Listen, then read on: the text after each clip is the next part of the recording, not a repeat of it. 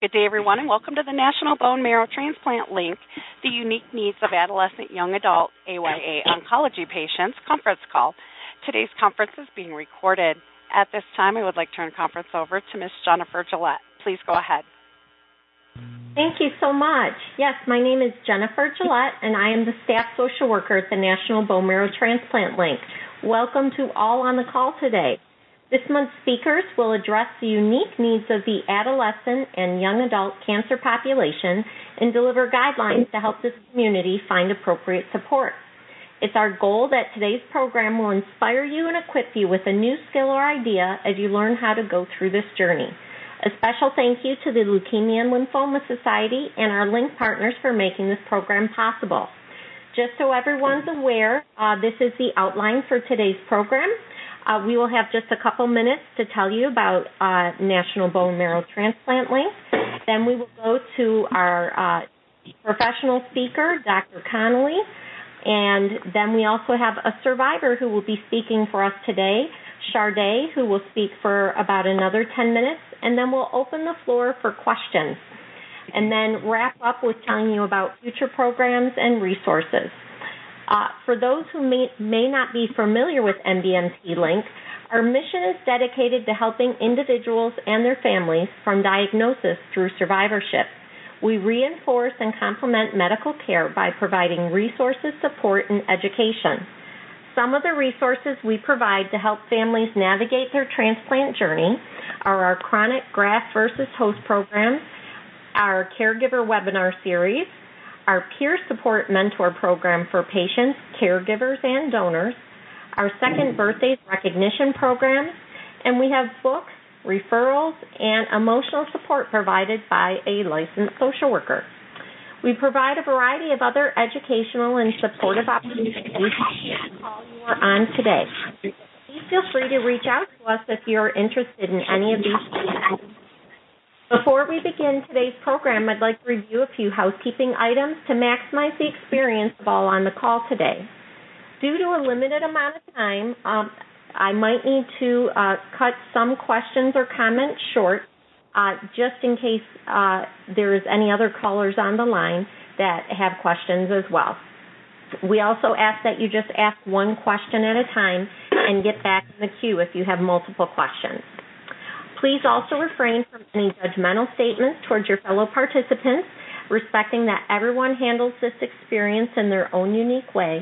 And please know that the information provided in this program is meant to stimulate conversation with your own healthcare provider and is not meant to replace your individualized medical plan. So now on to the educational part of our program. We are excited and very honored to introduce you to our first speaker today, Dr. James Connolly. He is a pediatric hematologist-oncologist in Nashville, Tennessee, and is affiliated with Vanderbilt University Medical Center. He received his medical degree from Washington University School of Medicine in St. Louis. His area of expertise is in the use of bone marrow transplantation for children and non-malignant diseases. He has particular interest in diseases that affect the immune and blood systems.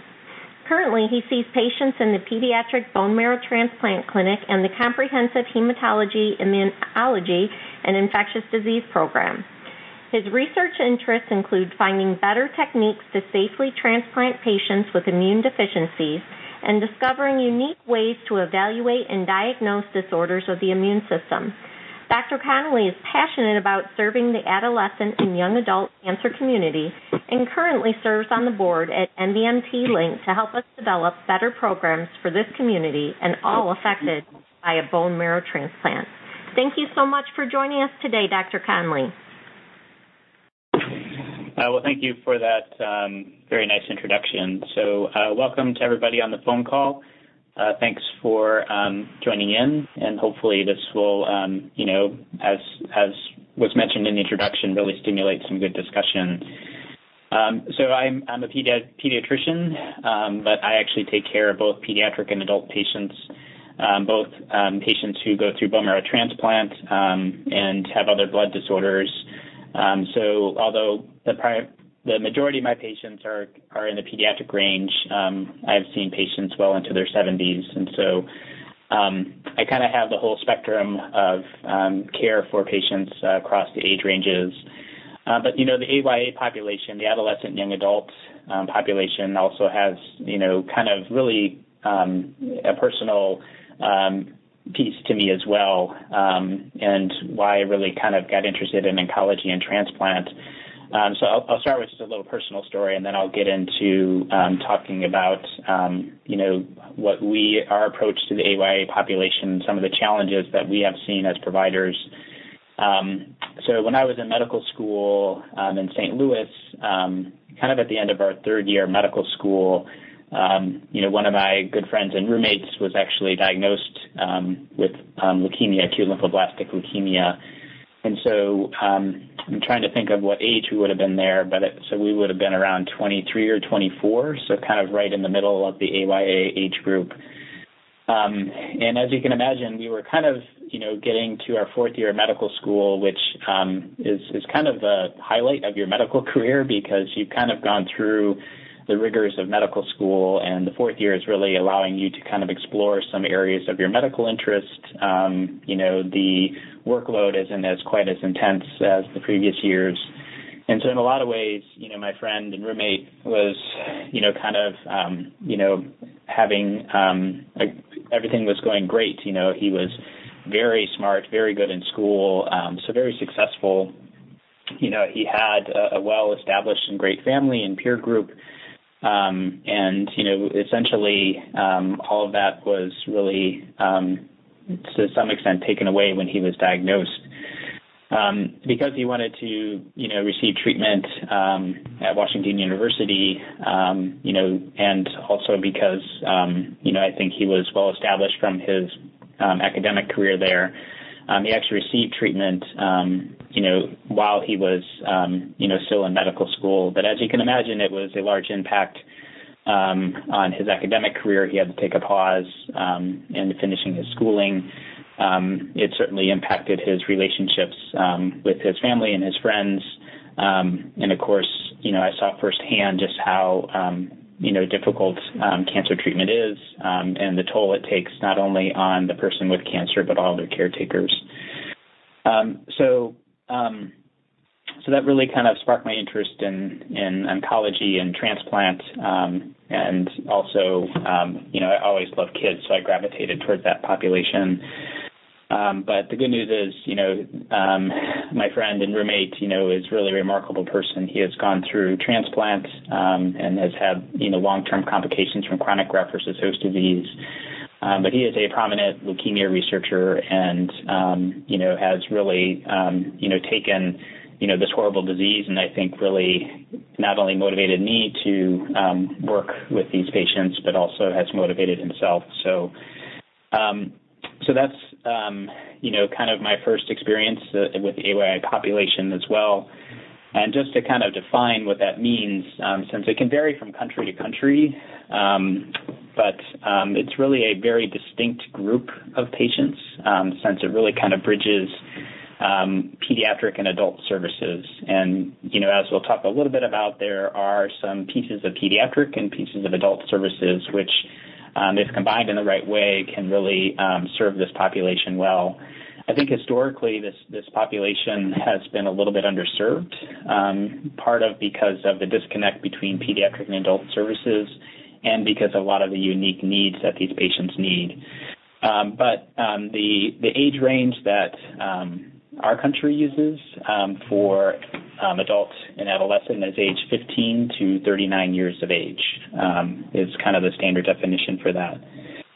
And as I mentioned, this population, until recently has lagged a little bit behind younger children or older adults as far as care and outcomes. And, there's really several reasons for that. So one, as you could imagine, cancer, not only the types of cancer, but how cancer acts is very different depending if you're a 2-year-old or 20-year-old or 70-year-old. And so the biology is really different of the cancers, and it's not just the biology of the cancer, but the biology of the person. So meaning how their body interacts with the cancer, how they respond to medications, the side effects of the medications. What we're finding out are quite different in the AYA population. And so understanding that, treating how we treat those, are they treated more like pediatric patients or adult patients? We really began to learn much more about that importance. Really, I see, I do transplant for a lot of AYA patients, and I will admit that I think seeing transplant and how it affects the psychosocial component of patients, I would say that by far the AYA population, it is the most effective. Because of that, I'll go into some of the more psychosocial issues, but this is just a very kind of changing times for patients, changing for them, changing for their peers, changing for their families, to have that disrupted by a cancer diagnosis or going through a bone marrow transplant, it is certainly very difficult. In addition, there is differences in how pediatric patients and adult patients have access to care and how that's delivered. And so depending on where you're at, an AYA population may be cared for in a pediatric hospital and may be treated in an adult hospital, depending on where you're at. And there can be several factors which will help determine where that location may be. So age, of course, would play into that. It may affect where you present with your illness. And so if it was an emergency room or at your pediatrician or adult doctor, they may have a preference of which hospital to send you at. But a lot of it also has to do with the comfort level of your institution with taking care of adult and pediatric patients. And actually a lot has to do with your disease as well. And so, for example, since pediatric physicians are more comfortable taking care of rare blood disorders, if you need a transplant for a rare disorder, you may more likely be transplanted in the pediatric hospital. An example is, we had a 29-year-old transplanted in the pediatric hospital who had a diagnosis of diamond-black fan anemia, which is, a disease that pediatricians are familiar with, but not as much as adults. And along with that, it may be where the expertise lies. And so if the expert for your particular disease lies in the pediatric or adult arena, then that may be where you get the majority of your care. So there's not only the location, but also there are some treatment differences if you're cared for by a pediatric or adult care model. And so this isn't as different as it used to be. So really, over the past 10 years or so, actually a lot of the adults who are caring for the AY population are actually treating them with actually pediatric treatment plans or protocols. And the reason for that is that there's been, usually the pediatric protocols are a little bit more intense. And the reason for that is, of course, is that pediatric patients are, in general, have healthier organs and therefore can tolerate that. And so outcomes between adult and pediatric protocols have shown better chances of cure with the pediatric trials. So even though the location may be different, in the AYA population, it's very certain that you could still be being treated on a quote-unquote pediatric protocol. And a lot of our trials now that we use in pediatrics do enroll up to age 40 because it's felt that at least the treatment plans are more consistent with pediatrics for this AYA population. Other differences you may find is that pediatric programs in general have more resources or personnel or support services. And there's a lot of reasons for that. One is that the volume of patients receiving cancer care or transplant are much higher in adults just because cancer is more common in that population. And two, often in the pediatric realm, those services are needed to help with schooling, kind of the family, which includes the parents, grandparents, and children. And not that those services cannot be extended in the adult world, but just in general, there has been a little bit more focus in the pediatric area. Survivorship programs, which I will talk a little bit more here in a few minutes, there tends to be a little bit more at least historically, importance in the pediatric world. And part of that makes sense because really you're hoping for decades of survival for your pediatric patients. And so there's been a little bit more investment in survivorship programs in pediatrics. Where you actually get care may differ as well as far as a public versus private institution. Adults may be more likely to have private institutions, whereas in pediatrics it's almost in a public or academic setting. And in transplant, there are actually in pediatrics, all of those transplants would be in an inpatient setting. But some of you on the phone call or may have you or one of your loved ones may have actually gotten a transplant as an outpatient. And not all adult centers would offer that, but the majority of transplants done at Vanderbilt, for example, are done as an outpatient, where patients actually come back every day, whether it's a Monday or a Saturday, to get evaluated and only get admitted if they're having more complications than can be handled as an outpatient. The other thing is that access to treatment and protocols may be different between adult and pediatric. And so a lot of the newer drugs that are out there, whether it's to do the transplant or treat relapse of cancer, or really a lot of the new drugs are now to treat graft versus host disease, those are typically more available in adult settings. Just because drugs are typically always started in the adult population before they get filtered down to pediatric patients. But in reality, what often happens at larger centers is that there's really not a distinct cutoff between adult and pediatric services, particularly when it comes to these clinical trials. So, for example, at Vanderbilt, our program is really a combined program, meaning that we have common clinical meetings, common research meetings to make sure that we're discussing the patients as a whole, and whether it's a 25-year-old being treated in the children's hospital or the adult hospital, that they're still kind of getting, the same kind of access to medications and certainly access to the intellectual knowledge of the adult and pediatric programs. So those are some of the differences between adult and peds. Again, there's advantages and disadvantages. And I think the more we learn about caring for the AYA population, that we're all moving towards kind of a shared model of caring for them, where it's really adult and pediatric physicians working together.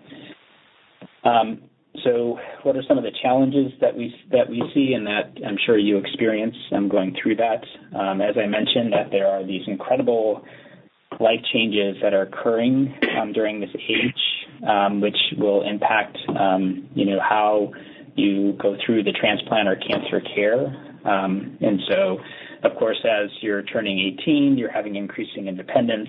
There's a transition from parental care to your own self-directed care. There is difficulty with finances since careers aren't established right now, and there's finances that are needed for schooling. And of course, there are, competing obligations in your life, such as completing your education, building your career, or building a family, or often a combination of those. And often your social network is transitioning from, where when you were as in school to perhaps a new school or your work, or transitioning from, your kind of peer group to now kind of a family peer group. And so there's a lot of changes that make it difficult. A lot of support structures that were there for young children or older adults are either changing or maybe lacking. The psychosocial issues are very complex in all phases of transplant or cancer care, including reintegration back to school or work. And there's been a lot of studies on psychosocial distress, and all of them have shown that it's the greatest in the AYA population. And the reason for that is that, a lot of the explanation for that is that, young adults and adolescents have not gone through life and have life experiences, which are considered to be very protective factors to developing coping skills. And so really investing psychosocial support for this group of patients is incredibly important. There's more likely to interrupt things that are not completed, such as schooling and work. The need for medical dependence will often conflict with some of the normal psychological development in this population. such as growing independence. There's a lot of body image changes which will occur, and body image is very important, from a social structure. There's a lot of financial insecurities as you're transitioning away from your parental financial model, and there could be presence of having young children that you need to care for. As I mentioned, interaction with peer groups is difficult, and we've seen this, and unfortunately this has been difficult for a lot of my patients, as they feel really isolated. They may have been well entrenched with a peer group, but that peer group continues to move along in life, whether it's to further in their schooling or further in their career or families. And it's really hard for them to discuss and talk about their disease with their friends and family. And unfortunately, there are some family and friends who have such a difficult time discussing these things with their friend who has cancer or going through a transplant, that sometimes the response is to actually avoid the confrontation, and which further isolates and alienates our patients. The financial issues, of course, are incredibly complex for this patient population as you're transitioning from parental health insurance to your own. Often you have a lot of competing financial obligations to school and your families that are, just beginning to develop. And then, of course, schoolwork reentry is very difficult for this population. For our young children, there are federally mandated school reintegration problems to minimize any effect of transplant kind of delaying their schooling. And so for our pediatric patients, they are able to get homeschooling twice a week. This doesn't seem like a lot, but it actually will help them keep up with their school. And the difficulty is that is good for your elementary, middle school, and high school, but post-secondary schooling, there is no such programs to help that reintegration. It's very common that AYA patients have this feeling of being left behind, whether it's in school or work, compared to their peers. And if there's any effect on their physical abilities because of steroid treatment or chemotherapy, sometimes if they had a job that required, physical abilities, they may have to rethink their overall career goals. And survivorship, as I mentioned, is very important for the AYA population, but unfortunately it's kind of an underserved need. And there's been studies that have looked at this, and about half of the AYA population feels like their survivorship needs and information are unmet. So kind of tremendous challenges, and of course that's really on top of, everything else that's involved with transplant and cancer care that, all patients have to go through. But really a whole lot of challenges for AYA patients and their caregivers that are difficult. So I'm going to talk a little bit about strategies for the next few minutes. And we can certainly kind of talk more about those in the question and answer period. So some things to certainly talk about with your healthcare providers is to really, discuss if there is any AYA program or AYA specialist at their center, because you may be surprised that there may be one, and maybe you have not received those resources for. So some of the larger centers will actually have full programs for this population, and it really kind of consists of people with expertise in fertility and sex, dietitians, physical therapy, psychologists, social workers who are, certainly understand the needs and the resources that are necessary for this group of patients. But even if you're not at a large center, a lot of centers will have a single person, which is often an oncology nurse, who is kind of dedicated his or her, career for helping this population. And certainly having to see if someone is available at your center is always a good idea for these things. And if you don't have one at your center, or you're either a single person or a program, the other place you can find one is your primary care physician. And so for our AYI patients, we typically, if they don't have a PCP or they are uncomfortable with the one we have, We usually have a group of what are called med-peds physicians, meaning that they are fully boarded in both internal medicine and pediatrics. And so they can certainly understand the complications of cancer therapy, but also really kind of bridge knowledge of adult and pediatric care, and that seems to work really well for our patients. So having some expert with your age group, whether it's within your oncology center, transplant center, or your primary care office, can really be helpful.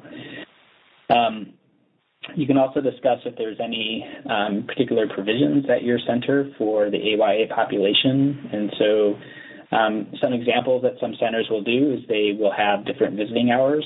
As you can imagine, for young adults and adolescents, coming at 2 in the afternoon may not fit for some of their peer groups or family members who are also very busy during the day. So some centers will have later visiting hours. And some may even have social space, which is a common area where essentially you're not having young children and you're not having older adults in a social space within the hospital for interaction. Excuse me. The other thing is really what, as it's kind of a common thing to think about, but studies have shown this as well, is that the AYA cancer patients and transplant patients is that receiving support for all aspects that we talk about is incredibly important. And so, again, it's having this discussion with your own center to see what's available for that population. So often there can be face-to-face meetings. So if you have AYA programs, they may be able to set those up for you.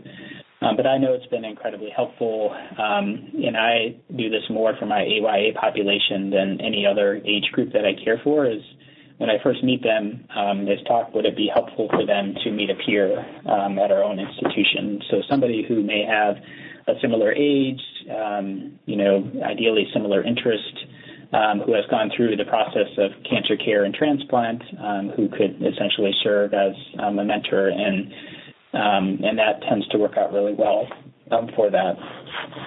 If there is not that option, there are now, thankfully, lots of online communities and retreats that can be used as another kind of surrogate for the face-to-face meetings.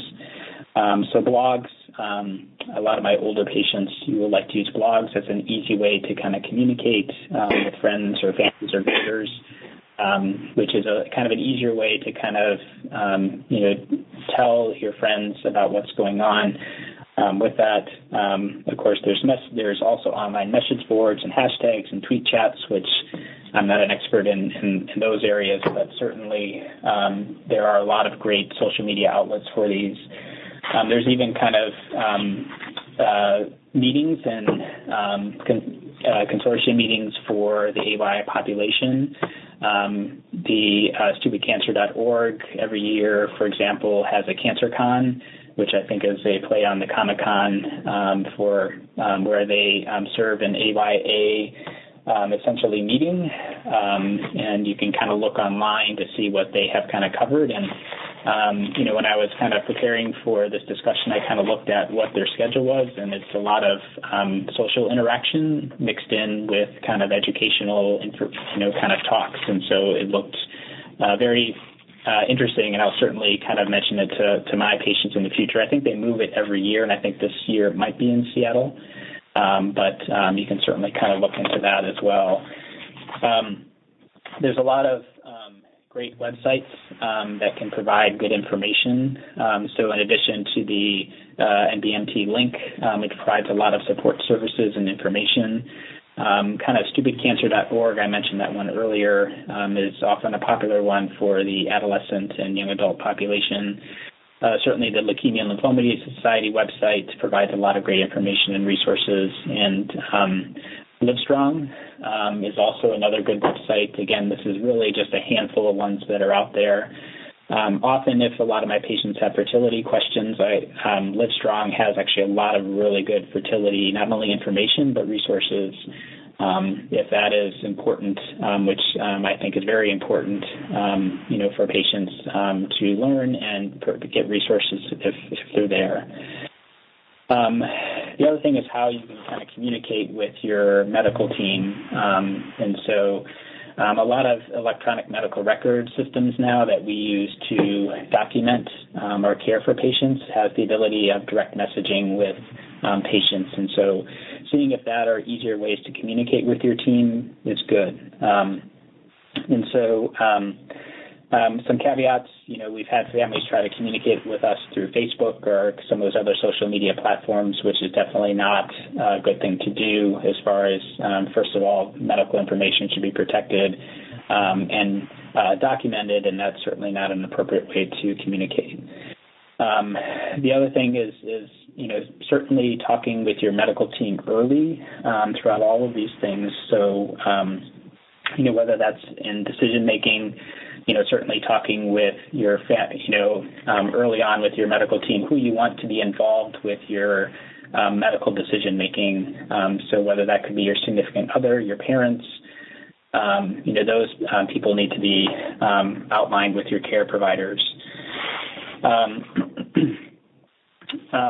big challenge with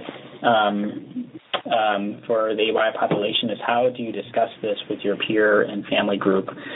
And this is difficult. And I think realizing that your diagnosis is often incredibly uncomfortable for particularly your peer group, and finding ways to discuss that with them. And we've kind of taken different approaches.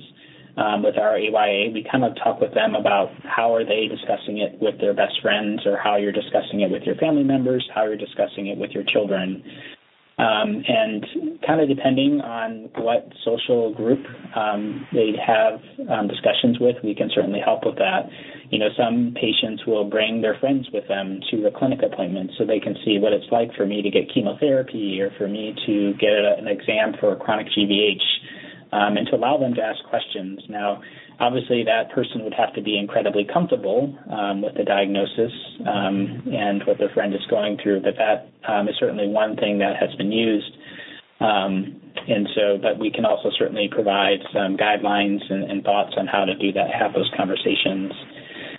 I think the other thing is that, as particularly I experience this in the post-transplant setting, is that we often focus on the medical issues that patients are going through. And I think it is very common for AYA patients, and really patients in general, to not want to bring up some very important issues. And those could be things related to mental health, depression and anxiety, and any sexual issues can be difficult to bring up. But it's really important to do those since, any mental health issues, of course, are unfortunately common for patients who are very ill and going through these procedures. Providers, again, it's not that we are not concerned about it, it's just that often there are some of the more other medical issues may supersede that. And so sometimes it'll be important to bring those up. In regards to fertility and sexual function, often it's common not to bring those up because some patients may just feel that there can't be any treatment or medicines to help those. And obviously sexual function can be a little bit more difficult subject to bring up than, talking about your skin rash. But you should know that there are treatments for sexual dysfunction. And just don't assume that because you had cancer chemotherapy or went through a bone marrow transplant that some of these things are completely not fixable or not treatable. And so having those discussions are incredibly important. The last thing that I'll touch upon is kind of, both survivorship and reentry into school or work. This is a really difficult part. And I would say my common, for patients who have been out for a long period of time, which usually is 6 months or more, that a common feeling for patients is that they want to kind of rush back into it because they want to catch up with their peers and make up for lost time. But often that can be a failure because they can kind of overestimate how physically and mentally ready they are to do that. And so bringing up your goals, long-term and short-term, very early after your care, so your physicians can begin to talk to you about that and get you ready. I often recommend for patients who kind of have educational endeavors is that to continue to do those during therapy if they feel well enough. And online classes are a great way to do that. Since you can go at your own pace, you don't have to worry about being exposed to other people who may have infections, and may kind of help resolve some of that feeling of falling behind. But really, again, it's communication with your providers. We can certainly help serve as a liaison between your school or work, and there are a lot of ways that we can do that. The other thing is that there are financial scholarships for cancer patients and transplant patients. I tell my patients, you had cancer and went through a transplant. You should use that to its full extent. And so there are a lot of good financial opportunities for survivors to get scholarships. And then just the last thing is survivorship. It's my opinion that survivorship care should be part of your entire life. Just because we are still learning about cancer survivors, and this often if you're getting treatment when you're younger, some of that information may have been forgotten, what you went through or what some of the long-term side effects are. And so certainly kind of having some physician, whether it's your primary care physician or your oncology doctors follow you long-term is in your best benefit. Okay, sorry, that went a little longer, but I'm done. Oh. Hello? Can everyone hear me? Mm-hmm. Okay. Well, thank you, Dr. Connelly. Thank you so much. I certainly don't mind that you went long because that was all great information, and I can see why you're so passionate about what you do. Thank you for helping us today. We're going to go to our next speaker, our survivor. Her name is Charjay Fultz. She is a 30-year-old non-Hodgkin's lymphoma cancer survivor, and she currently works for a nonprofit based in Boston called Next Step that empowers young adults with chronic illness.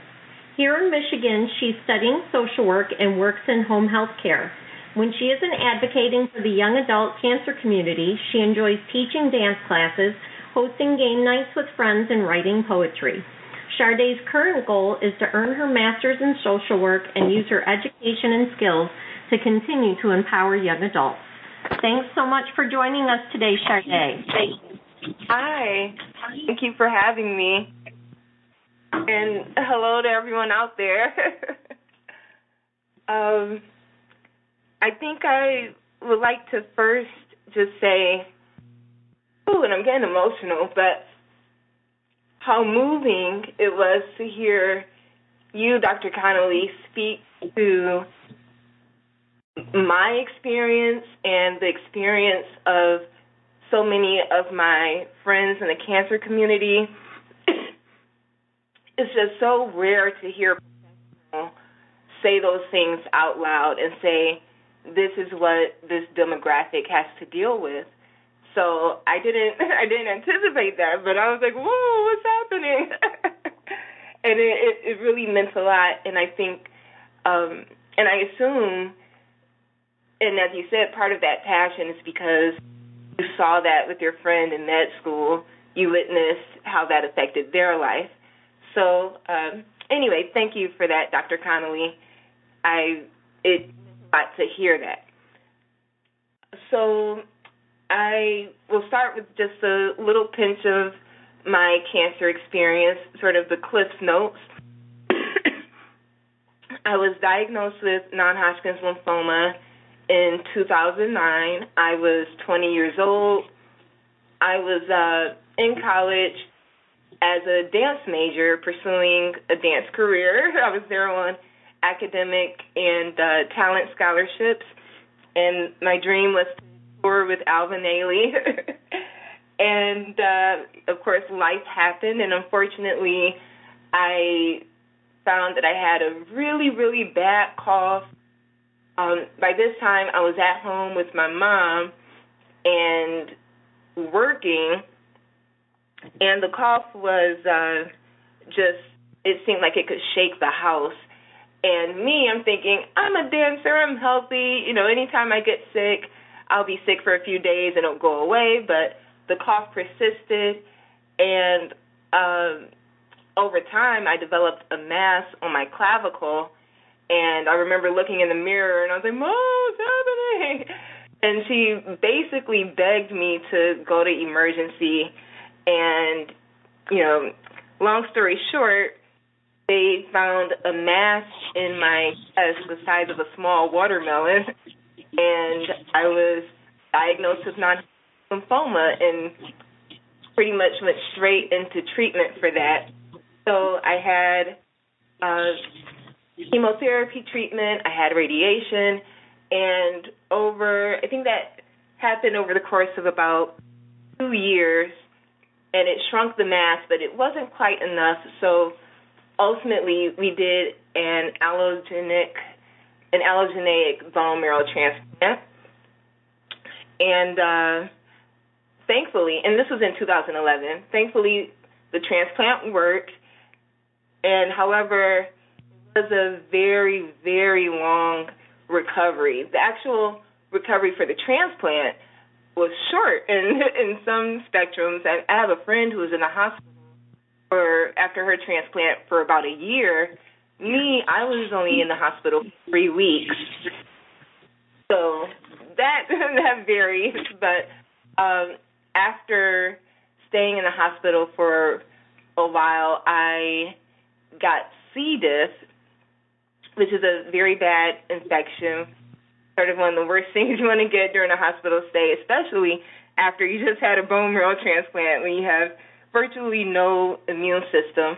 So they had to do an exploratory surgery, which left me with an ileostomy, which is an appliance attached to my stomach to which effluence flows, to put it nicely. I guess in a cute way.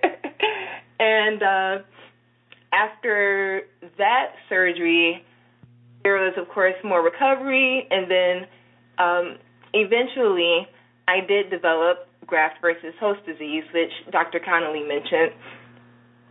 And to this day, I have chronic GVHD, which affects my skin, my eyes, my lungs. I went through some really traumatic experiences with getting GVHD in my lungs. That's why you might have noticed I've been coughing throughout our whole call. But it's sort of become a normal now, and this is actually the better end of it after years of receiving pulmonary rehab, and I had a procedure called pleurodesis, in which they pretty much glued my lung back to the cavity. So I would gladly take a chronic cough over what I've had in the past. So to try to bring things around now, I am being treated for GVHD. Thankfully, the recovery stuff, I like to say maybe within the past 3 years, I've been in a position to sort of, quote-unquote, get back to my life, so to speak. And as Dr. Connolly addressed, it has been extremely complicated. I won't lie to you all. I didn't anticipate the amount of hard work and determination and resilience and sheer mental strength and prayer that it would take for me to just keep going. I mean, I've been in a very good place, but all throughout the years, when you have chronic illness, things just kind of happen. You end up in the hospital, you're in and out. And it's so funny. He even just mentioned how once you're feeling good, you're ready to jump back into school and try to catch up with your friends. And that's exactly what I did. And it was so hard because I think when I was still in the thick of it all, so many doctors and nurses were like, you're young, you're going to bounce back, you'll be fine. So when I felt like I had bounced back, I was like, okay, let me just get to it. And my mom, she told me, take your time. And I thought I took my time. I'm like, I'm taking all the time, so let me just do this already. But it was a struggle. And going back to school, I think in retrospect, and I don't say this to scare any of you guys out there, but just so that you could learn from my experience. In retrospect, I essentially wasted a lot of financial aid and a lot of time having had to leave classes or drop out of school because I was sick, but then also just out of sheer ignorance about the resources that were at my disposal, like disability resources, and how there are ways for your school to support you and make sure that you don't get the bitter end of the stick if you do fall ill. So that was a really hard start for me. But to bring things on a better note, the great thing is that over this entire course of time, I have been able to build a very, very strong community of peers and support systems within the cancer community. And early on, when I was first diagnosed, that was really hard. I felt so ostracized. I was the youngest person I knew. I got my treatment at Carell's Cancer Center in downtown Detroit, and there was no one like me there, essentially. Excuse me. But I would be on the transplant floor, and there were no young black girls walking around. It was just old people. And I felt alone in that aspect. I felt alone as far as there being, all my friends still being in school and living their lives, and that whole conflict of not wanting to be a Debbie Downer, but also feeling like, I need you. Stop what you're doing. Stop having fun and come cry with me. And I learned that some friends are there for a season. Some friends can handle something like that. And I realized how much a cancer diagnosis affects everyone. It's not just you. It radiates through those social networks, through your family, through your friends. I only recently, and by recently I mean within the past month, did I reconcile with one of my friends. And we didn't have a falling out. It's just my feelings were a little bit hurt because I did see how he had distanced himself during that time.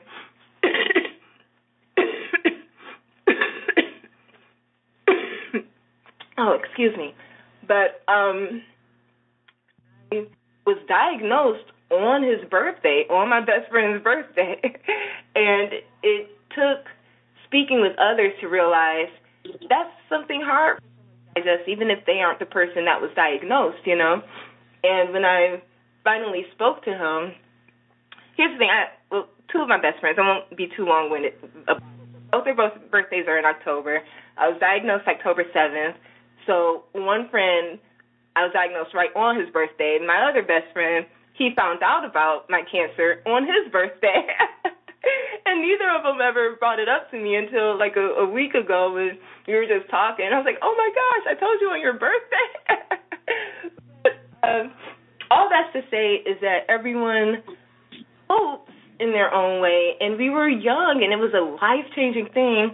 And so I know it seems like, hey, I'm the person with cancer. Why do I have to care about your feelings?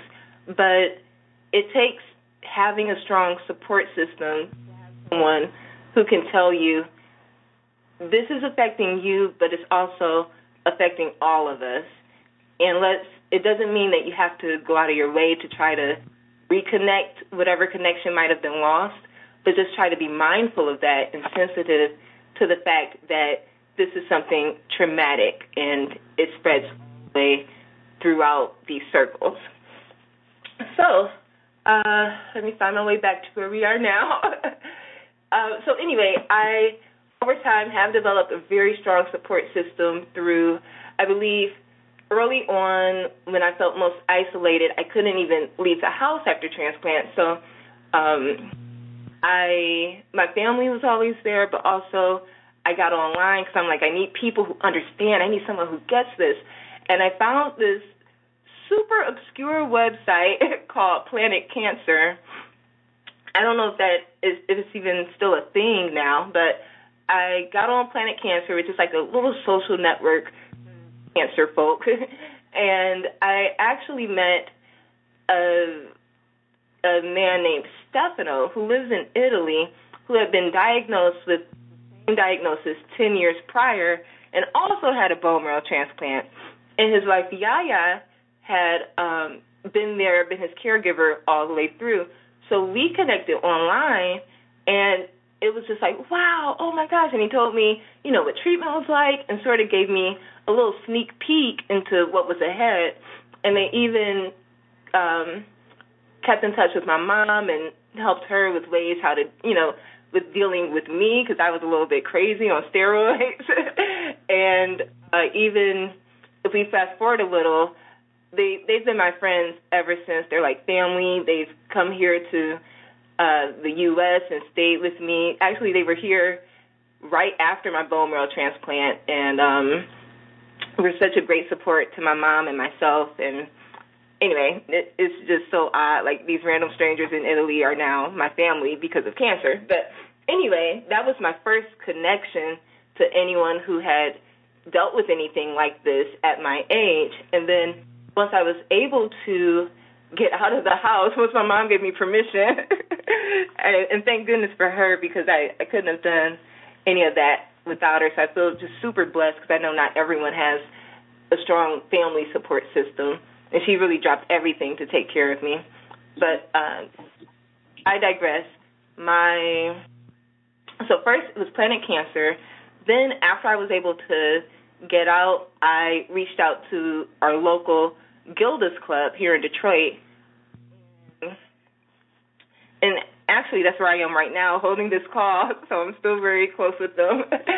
And that gave me a chance to, we have a young adult group here, a young adult cancer support group, and that was my first sort of step into the physical young adult cancer community. So I'm trying not to be long-winded. So that was a major step for me. And then just by word of mouth from these friends, the circle I've created, I started finding out about, like, oh, there's this nonprofit here, there's this nonprofit there. And mind you, this is almost 10 years ago now. So it's weird how much things have grown for the cancer community, just even within my own experience and diagnosis. Like when I was first diagnosed, it was so hard to find anything online. There was Livestrong, there was Planet Cancer, but everything was really obscure. You could tell they were like brand new, those kind of basic websites where you're like, who made this? So things were still really new then. And just in, that was 2009. So, geez, it's 2019. 10 years. Okay. So, yeah, just in this time span, things have really, really grown. I've been to a cancer con. That was one of the early things I went to. But there's also, I've gone to Can't Make a Dream and adult conferences in Boston with an organization called Next Step. And, there's First Descent. There are all these organizations that are out there right now.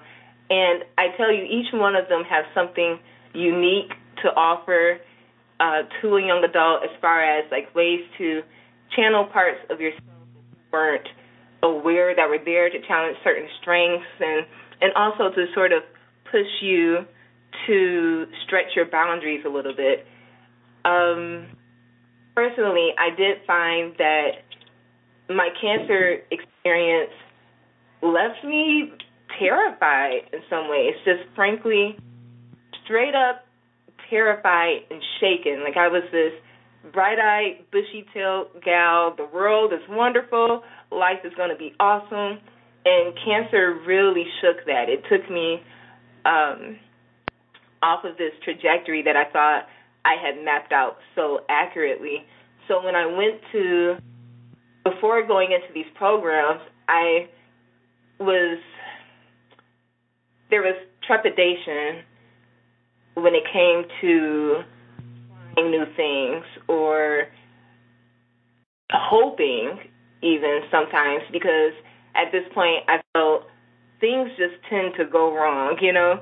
I haven't had the best of luck, and I thought I was a pretty good person, so I don't know if I'm going to do that. But I took the leap, and I just kept leaping because that first experience in the cancer community was just so enriching. It was so beneficial to speak to people who understood. So, again, I don't want to be long-winded, so I can't stress more how important it is to, if you're listening and you're afraid to take a step, please, please, please take a little baby step, stretch your comfort zone, and find one of these organizations, go somewhere and speak to someone who gets it, because it will change your life, because they'll have someone who they know who gets it, and they'll have resources, and all of a sudden you're traveling all across America talking to cancer folk. It's really nice, and there are even organizations that will help you get there, so it's truly worth it. So to bring everything home where I am now, so currently, I think there are two things I want to talk about, things that I wish I knew and what's going on now.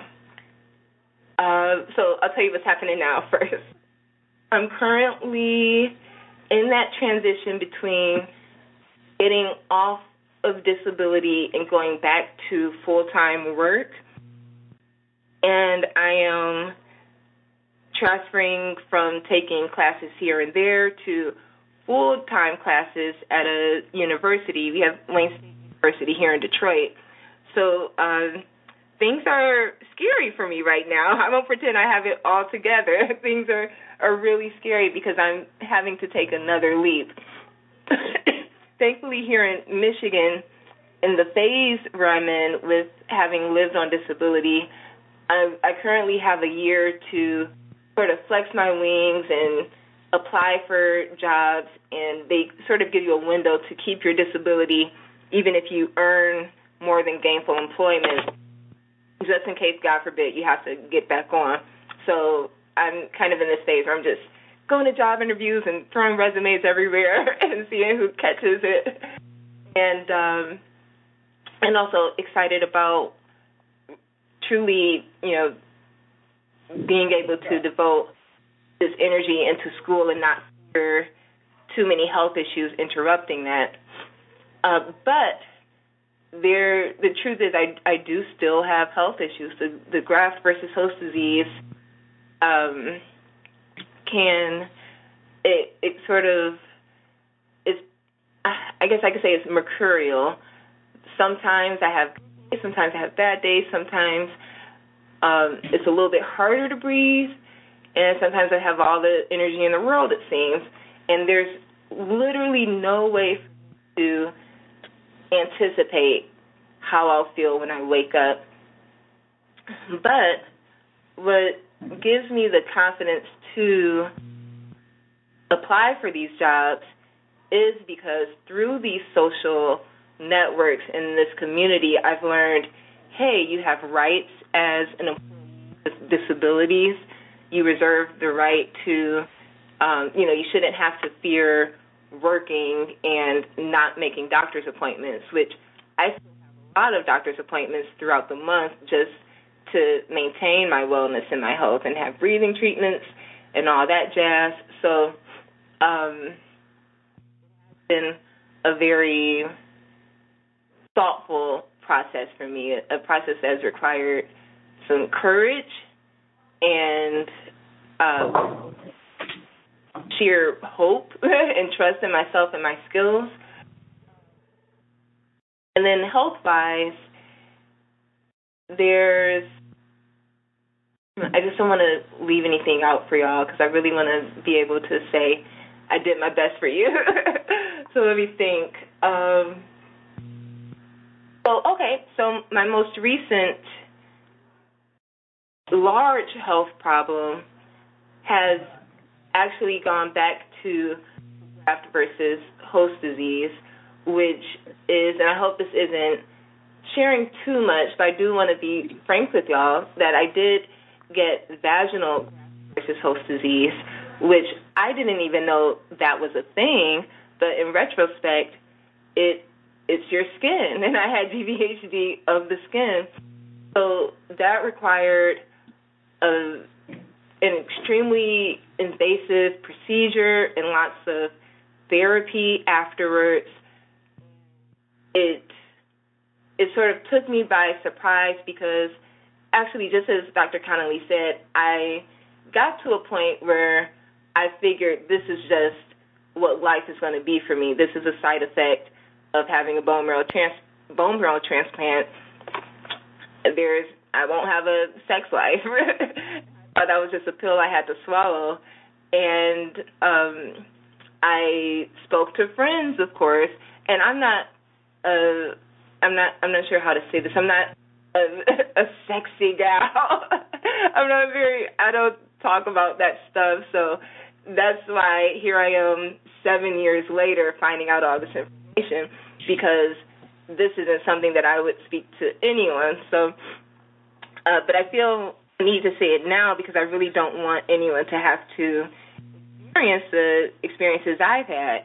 And when I was in high school, I was a dance major in high school. I was focused on my dance career, so I wasn't dating then. When I was in college, I was focused on my dance career, so I wasn't dating then. And then, ironically, after my transplant, I was like, oh, I got to live life. Time to live it up.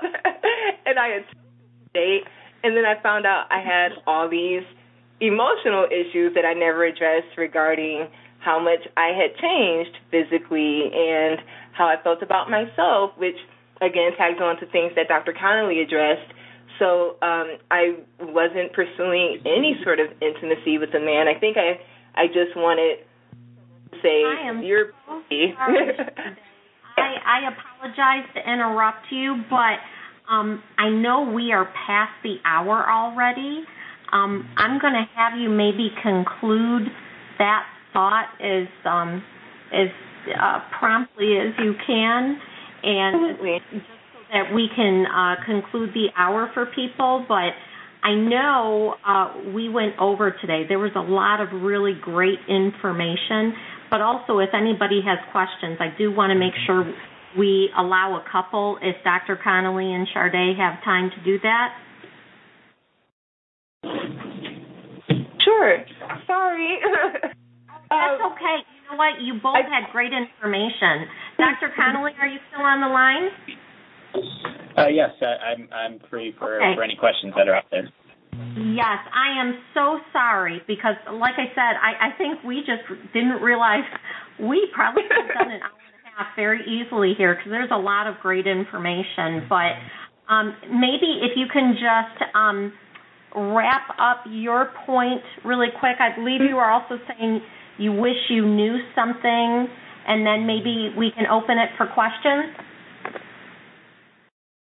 Sure. I think something important for everyone to know, well, frankly, don't know what you don't know. So I can't stress enough to find a community because you will meet someone who will have information that you aren't aware of.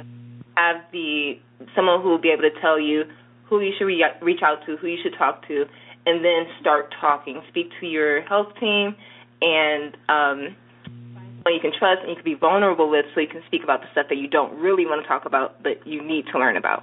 There we go. That's all. Thank you, dear. And again, I apologize. No, I feel so bad for running over. I was really trying not to be long-winded. No, but there's a lot to say, and you guys were perfect. But I do want to ask Lynette if you could ask our callers if there's any questions today. Yes, ma'am. If you would like to ask a question, please signal by pressing *1 on your telephone keypad. Again, that is the star key followed by the digit 1 if you have a question or a comment. We'll pause for a moment. At this time, we do have a caller in the queue. Again, that is the star key followed by the digit 1. Caller, your line is open. Please go ahead. Hi, my name's Christina, and I'm calling from Albuquerque, and I have my daughter was diagnosed with pre-B-cell acute lymphoblastic leukemia in September of 2018. It's been crazy, and she was diagnosed 2 weeks before her 13th birthday. She's going to be turning 14 here in October. this is her second full week back at school. She was out of school for the rest of her 7th grade year, and she's wanted to just dive right in. I see her getting really tired. How can I want her to be back at school, and I want her to be around her friends, but I also don't want her to overexert herself. I don't know, what she needs or what else I could be doing for her. Maybe Dr. Connelly, could we start with you on that one? Sure. So I think this is a incredibly common problem, and in some ways a good one that she's healthy enough to go back to school and do those things. But as you're finding out for leukemia therapy, it's a really long course. And even though you may be out of the intense period for the first few months, it's just a really prolonged treatment. And I think both Sharde and I kind of mentioned that it's incredibly, incredibly common that you just want to, kids just want to go back. They are sick of being sick. They're sick of being away from their friends. And they're not, they might have felt good when they're sitting at home, and not having to exert themselves that they would at school. And so, I'll be honest, as physicians, when these questions come up, we'll sometimes use the term, you take it as she tolerates, but, who in the world knows what that means? And so I think, the best thing is to have, very open, communication and transparency with the medical providers, the school, and you. And so have you kind of had a meeting with the school? Does she have a 504 plan in place? What kind of things have you talked with the school about to kind of make sure that school is a safe environment for her, and she makes sure that, if there are certain accommodations she would need, that they would be provided or available for her? Have you taken any of those steps? Yeah, so we did meet with all of her 8th grade teachers before school started. We do have a 504 plan in place for her, and honestly, her school's been amazing. But I do worry, about other kids. I kind of going along with that, I want her to be able to find a community and find peers, but she's not on social media yet, and I'm scared to allow her to be on social media because I'm trying to balance her need for a community versus, the bullying aspect. And I don't want to go there, but I also know that, she really needs, kids her age that get what she's going through. But as far as the school goes, they've been really amazing with helping us kind of get her transition back. And honestly, she's been doing really well, but I'm scared. I'm scared to death of just everything. And, she keeps telling me that I'm overreacting and, I'm trying to just let her be a kid. But at the same time, she still has a 1.5 years left of treatment, and things are easier now than they were. And I'm glad that she's able to be back in school. But, it's terrifying as her mom. And, I can't even imagine what it feels like for her to be, a teenager going through this. It just sucks.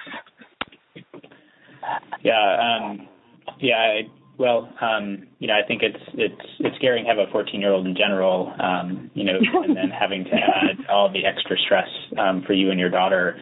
But I think, and I'll let Sharde kind of answer, and I think Sharde said it brilliantly, just how important a peer group is, because it's important in general for all of us, and certainly having the right type of peer group for that, and really not just for her, but for you as well. And so I would agree with you that, I think all of us as parents are scared of social media and what kind of access that gives to, our children. And so it can be a powerful tool and it could be a powerful evil.